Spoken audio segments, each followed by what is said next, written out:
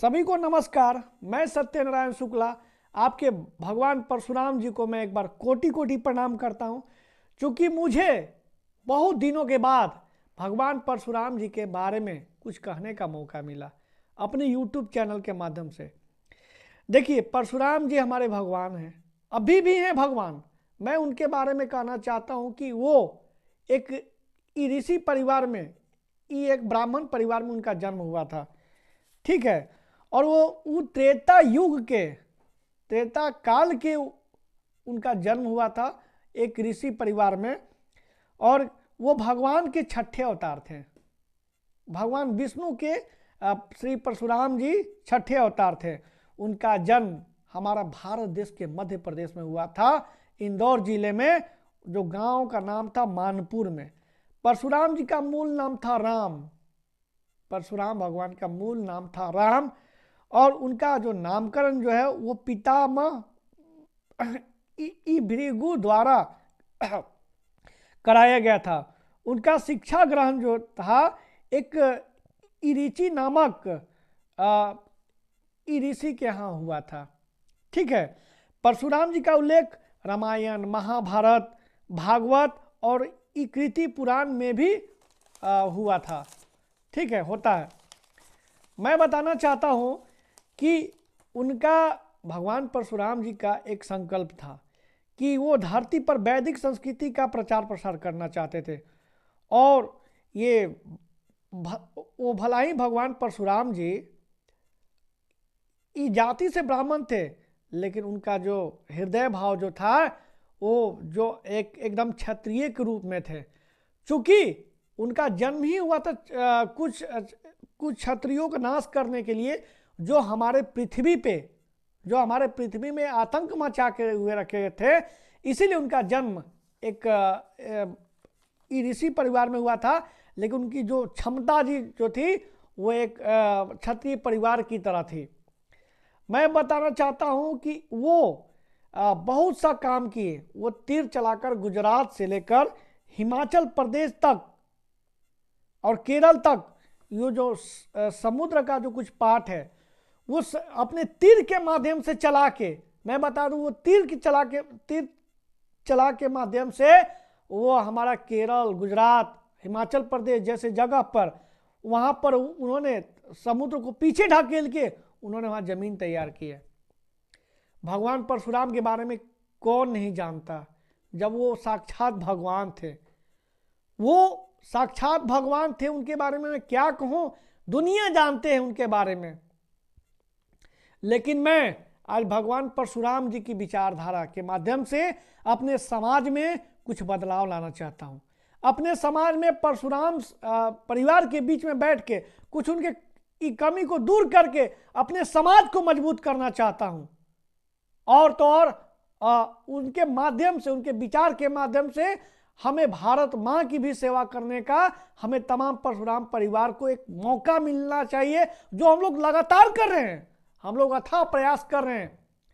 मैं बता दूं कि परशुराम सेना का जो शिक्षा है, हम लोग का जो एक उनका जो ये आशीर्वाद के रूप में, उस आशीर्वाद के रूप में आज हमारे परशुराम सेना में, परशुराम परिवार में आज हम लोग एक साथ मिलजुल कर समाज का सच्चा सेवक बन के काम कर रहे हैं।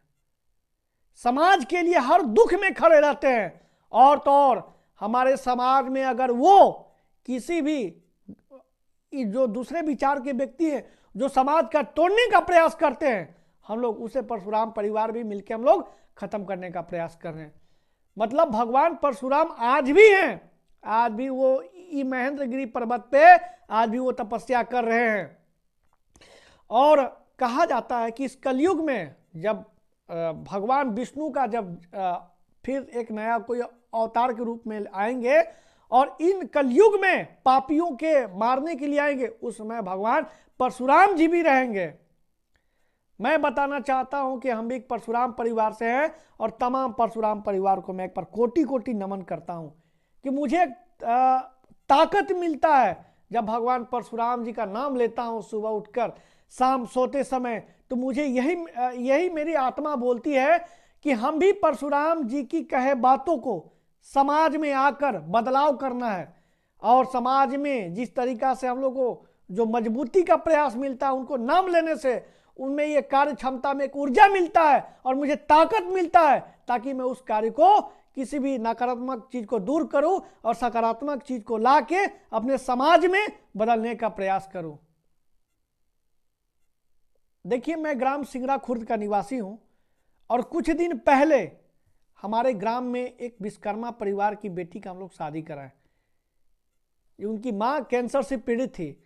हमारे छोटे भाई श्रीमान श्री सीपी शुक्ला जी ने इस कदम को उठाया और बोला कि भैया, हम लोग परशुराम परिवार के हैं, हम लोग भगवान परशुराम जी ने इतने ताकत, इतने आशीर्वाद दिए हैं कि हम लोग समाज में किसी को मतलब दुख के घड़ी में हम लोग हमेशा साथ रहेंगे और हमेशा साथ रहेंगे।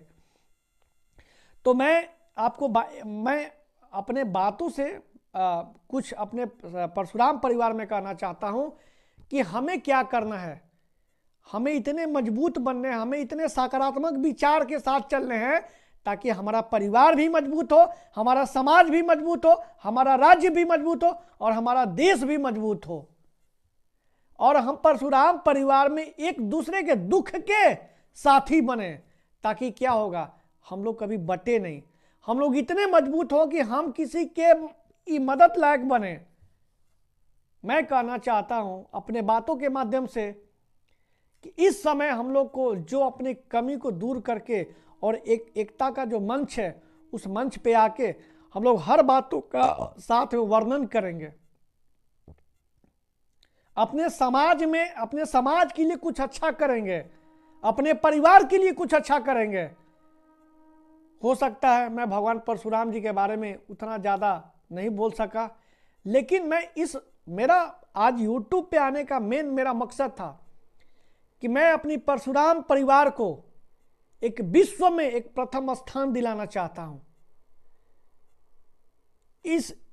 और ये प्रथम स्थान दिलाने का मेरा मेन तात्पर्य है कि हम लोगों को मदद कर सके, लोगों को हर चीज में मदद करें, चाहे शिक्षा के क्षेत्र में हो, चाहे स्वास्थ्य के क्षेत्र में हो, चाहे मानवता के लिए हो। हम लोग हर चीज के लिए खड़े रहे एक दूसरे को, लेकिन पहले हम लोग को आपस में मजबूत बनना होगा। हम लोग को आपस में मजबूत कैसे बनेंगे? जब हम किसी के दुख का साथी बने, हम उनके परिवार में दुख के स्थिति में खड़े रहें।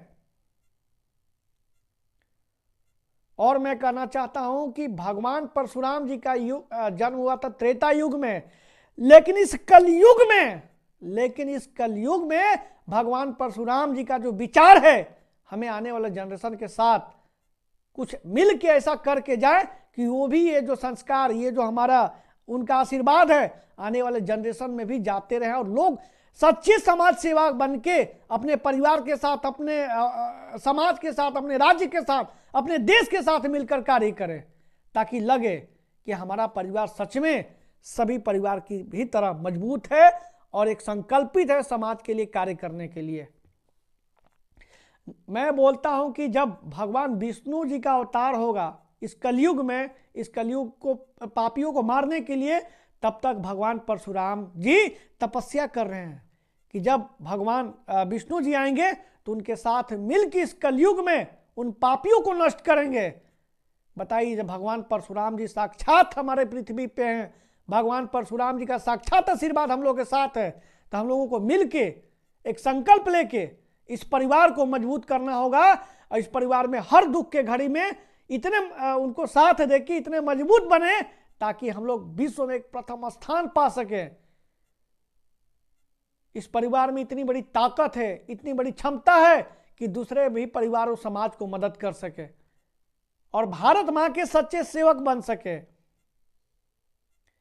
इसीलिए मैं तमाम पलामू वासियों को, गढ़वा वासियों को और समस्त परशुराम परिवार वासियों को मैं कोटि कोटि नमन करता हूं कि आप हमारे बातों को सुनिए। हो सकता है अगर हमसे कुछ गलती हो तो मैं उसके लिए क्षमा प्रार्थी हूं, लेकिन मैं बहुत